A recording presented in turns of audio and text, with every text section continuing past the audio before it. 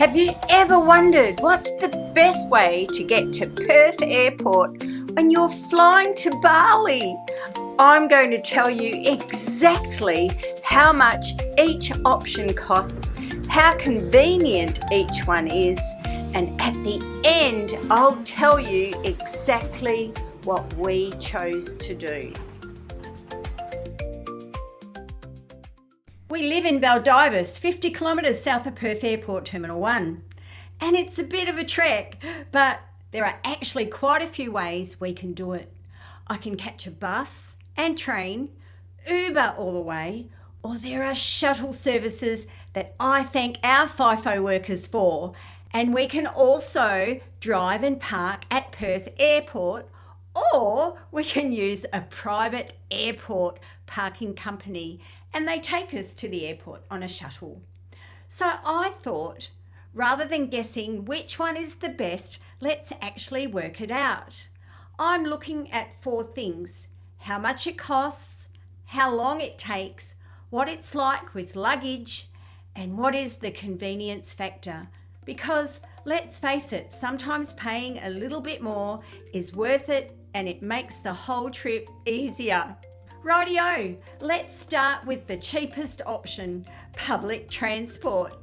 A bus from Baldivis to Warnbro station, then catch the train and make my way through to Airport Central.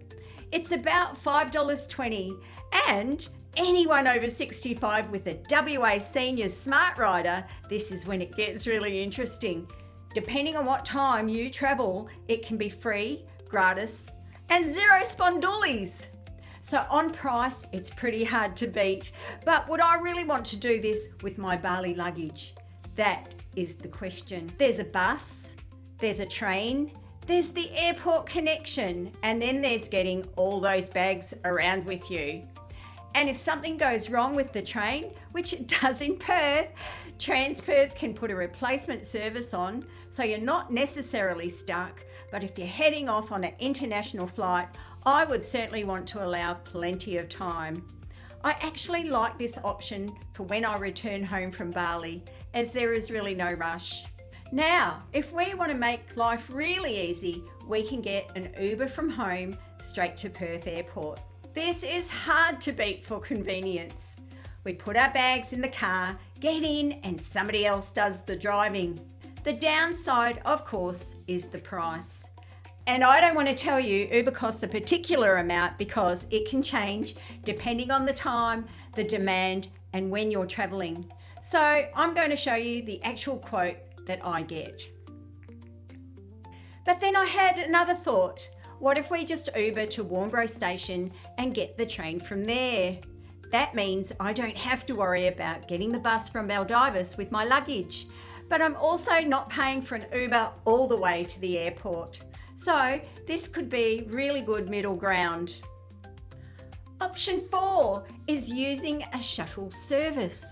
I found Rockingham FIFO Shuttles, which publishes a price of $65 per passenger one way, and Baldivis is listed in their service area. So for 2 people, that's $130 one way. Although I definitely confirm the exact Baldivis pickup and Perth Airport service before booking. Another option I found was Airport Shuttle Perth, which has advertised a shared shuttle from Rockingham to Perth Airport, $99 per person one way. Again, I'd treat that as a starting point and check the current price before booking. There are heaps of these types of services, so I would check who does it in your area. If you really just want to drive your own car, there are 2 other options. This is where I think it gets really interesting. We could simply drive ourselves to Perth Airport and leave the car there. Sounds pretty easy, doesn't it? But there's something I think we forget when we talk about airport parking. You still have to get from the car park to the terminal. So you drive there, park the car, unload your luggage, get on the shuttle bus, and then get off at the terminal. And when you come home, you've got your luggage, you find the shuttle, wait for it, get back to the car, load everything up, and then drive home to Baldivis. And you bloody well hope no one has smashed your car. It certainly is convenient compared with public transport, but it isn't quite door to terminal. Now here's an important parking warning. I definitely recommend you don't leave it until the last minute for airport parking. And I know this because Grant has actually been caught out. There have been times when he's had to travel overseas or fly to a mine site. He's been running late and hasn't booked his airport parking in advance. So he's had no choice but to just turn up and park. And yes, you can do that. If you've got an emergency and haven't booked online, you won't be turned away. The drive-up parking options operate 24/7 and you simply use the standard ticketed gate system. But here's the catch, it can cost you an arm and a leg. For example, if you're flying internationally from Terminal 1 and you simply turn up without a booking, a 2-week stay in the T1 short-term car park is $639. That's right, $639. But if you follow the signs to the long-term car park, the same 2-week stay is $259, a lot cheaper.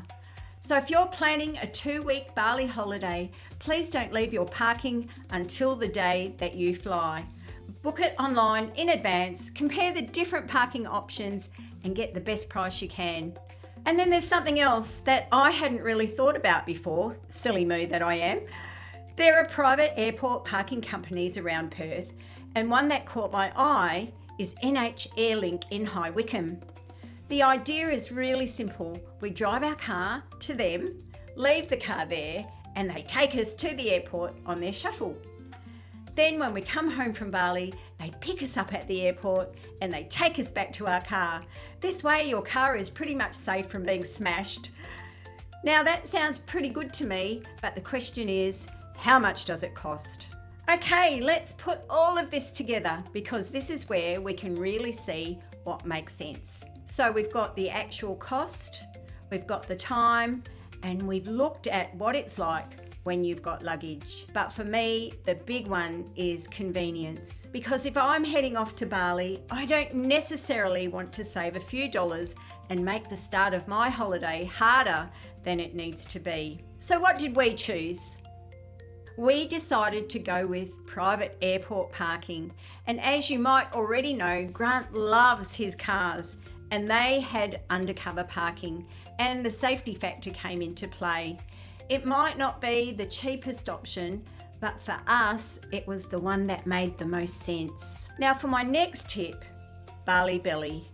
Because getting sick on holiday can ruin your trip, and there are some really simple things you can do to reduce your chances of getting it. Watch this video next in my Boom Boom Bali series.